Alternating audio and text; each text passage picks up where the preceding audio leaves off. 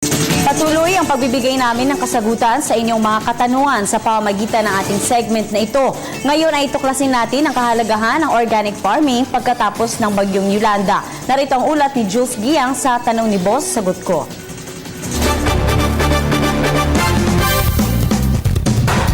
Malaking dagok sa kabuhayan ng mga residente ng Ormoc ang naging epekto ng Super Typhoon Yolanda. Nalimas ang lahat ng kanilang mga pananim. Ang klima sa kabundukan ng Ormoc kung saan karaniwan ang taniman ay likas na maulan. Kaya naman kinahaharap nito ang peligro na masira ang pag-uulan. Ang Ormoc ay kilala rin bilang vegetable bowl sa may Kabisayaan. Ngunit kinaharap din nito ang peligro ng landslides dahil nga sa kabundukan karaniwan ay tinatanim ang mga gulay. Bagamat may iba't ibang hamon sa pagbangon ng Ormoc, isang bagong uri pa rin ang pagtatanim ang itinuro sa kanila. Ito ang organic farming. Nagtungo tayo sa Barangay Cabaonan sa Ormoc. Ang mga pari ng Claretian Missionaries ang isa sa mga nanguna upang tulungang bumangon ang mga magsasaka ng Ormoc. Sa organic farming, walang mga kemikal na ginagamit sa mga gulay. Natural lahat ng proseso, kaya naman tinitiyak nila na mabuti para sa kalusugan ang ganitong uri. Nakapanayam natin si Ginoong Felixberto Tude sa ang punong barangay ng Cabaonan. Aniya, malaki ang naitulong ng Claretian Missionaries upang bumangon ang mga naapektuhan ng bagyong Yolanda. At ang mahalaga pa rito ay ang pagpapaunlad ng kapasidad ng mga magsasaka ay natututukan. Si Ginang Isegi Laurente naman ay nakausap natin. Isa siya sa mga nagsusulong ng organic farming sa Cabaonan. 3 na ang kanyang anak at ang lahat ay kasalukuyang nag-aaral. Ayon sa kanya, napakalaki na ng naitulong na organic farming sa kanilang pamilya dahil ang kinikita niya rito ay ginagamit para sa pambayad ng matrikula. Ngunit may nais itanong si Gina sa pamahalaan na bagamat ikinagagalak niya na ang kanyang kasalukuyang hanap buhay, ano nga kaya ang plano ng gobyerno para sa kanyang pangmatagalang trabaho na titiyak na makakakain ng 3 beses sa isang araw ang kanyang mga anak?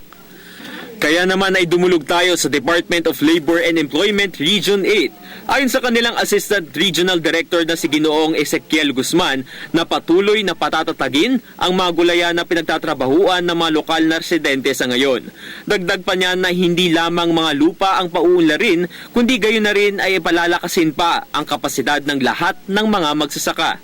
Patuloy rin naman ang pagbibigay nila ng livelihood assistance, katulad ng pagbibigay ng kapital lalo na sa mga kalakalan na nasira ng Yolanda. Ayon naman sa konsehal ng Ormoc na si Ginoong Tommy Serafica, may mga kinaharap din silang hamon sa kanilang opisina na siyang nangangasiwa sa mga magsasaka. Right now, medyo kulang yung tao natin doon sa City Agriculture Office. Although we have technicians, for vegetables, for rice, for livestock. Patuloy naman ang pagpapalakas ng kapasidad sa mga magsasaka tulad na lamang nitong seminar patungkol sa organic farming na naglalayong palawakin ang kanilang kaalaman hinggil sa mga benepisyo maaaring makamit nila mula sa organic farming. Nakausap natin ang ilan sa mga nag-oorganisa at kalahok ng naturang seminar. Ngunit, ibang isyu naman ang kanilang nabanggit. At ito ay hinggil naman sa illegal logging. Kung matatandaan, higit 2 dekada na ang nakararaan nang maganap ang Ormoc tragedy na kumitil ng halos 6,000 mamamayan. Mapapansin na maraming mga troso ang lumutang sa rumaragasang mga baha. Ayon sa mga lokal, patuloy pa rin umano ang illegal logging sa Ormoc. Sambit ni Marilyn Raquel at ni Clyde Brangan na sana ay maging patas ang aksyon ng gobyerno patungkol sa illegal logging dahil tila sa mga checkpoints ang mga truck-truck na puno ng mga troso. Naway mabigyang aksyon ng LGU ng Ormoc ang patungkol sa issue ng illegal logging. Mabuti rin naman ay tiniyak naman ng DOLE na patuloy ang pagpapatatag sa kapasidad ng mga lokal hinggil naman sa organic farming.